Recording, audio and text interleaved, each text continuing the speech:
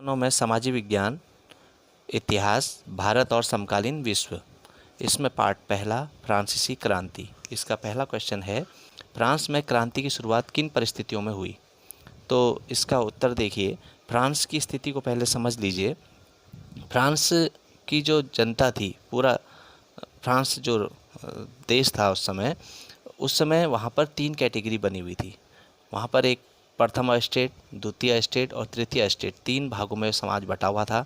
जिसमें जो पहला प्रथम स्टेट जो था उसमें पादरी वर्ग आता था, और दूसरे वर्ग में कुलीन सामंत आते थे, और तीसरे वर्ग में बाकी सारी जनता आती थी।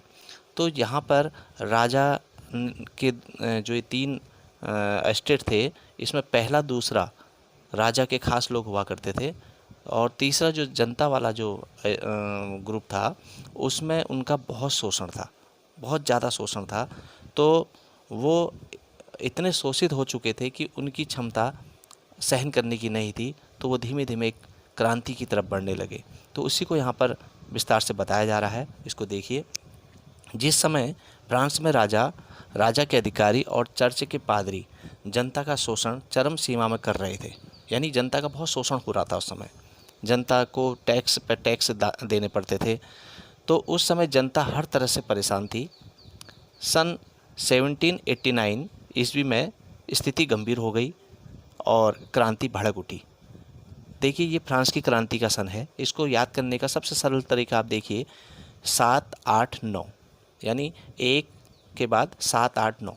फ्रांस की क्रांति 1789 स्थिति इस समय स्थिति बहुत गंभीर हो गई थी, क्रांति भड़क उठी थी। फ्रांस में क्रांति की शुरुआत जो हुई थी उसमें अगर हम हेडिंगों के हिसाब से देखें, राजनीतिक कारण, सामाजिक कारण, आर्थिक कारण और तत्कालिक कारण के हिसाब से, तो इसमें देखिए राजनीतिक कारण में लुई 14 जो वहाँ का सम्राट था, वो सारे निर्णय स्वयं देता था। वो किसी संविधान के अनुसार नहीं चलता था। वो उसके ही बनाए खुद के नियम होते थे, और वो कहता था कि मैं ही राज्य हूँ, और सारा कानून उसकी इच्छा पर चलता था। उसने दरबारी व सामंतों को छोड़कर जन साधारण को बहुत कर लगाया था, यानी बहुत टैक्स में लाद देता था। सेना में जो सिपाही होते थे वो एक पैतृक पद बनाया जाता था, यानी अगर पिता सेना में है तो उसका पुत्र भी सेना में ही जाएगा। इस तरह से एक पद पैतृक था, और इन सिपाहियों को बेचा भी करते थे, और उन्हें बेचा भी जाता था। शासन भ्रष्टाचारियों से भर चुका था, शासन बहुत भ्रष्टाचारी हो चुका था वहाँ का।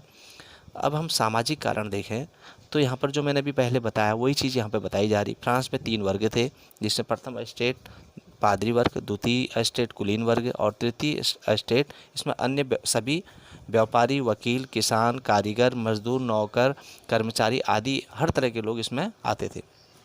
तो जो उच्च वर्ग में प्रथम और द्वितीय स्टेट जो था उसको कोई टैक्स नहीं देना होता था, वो कर नहीं देते थे, जबकि तृतीय स्टेट का अत्यधिक शोषण हो रहा था।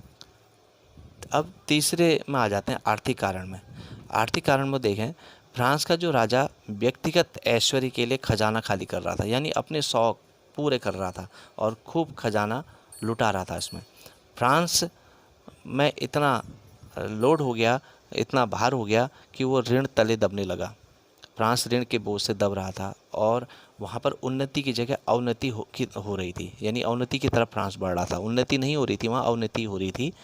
तो ये इसमें आर्थिक कारण रहा। अब तत्कालिक कारण में देखें, जब जन साधारण ने राजा के समक्ष ये मांग रखी कि सभी स्टेटों को सदनों में संयुक्त बैठक में बुलाया जाए, तो तब राजा ने इससे इनकार कर दिया।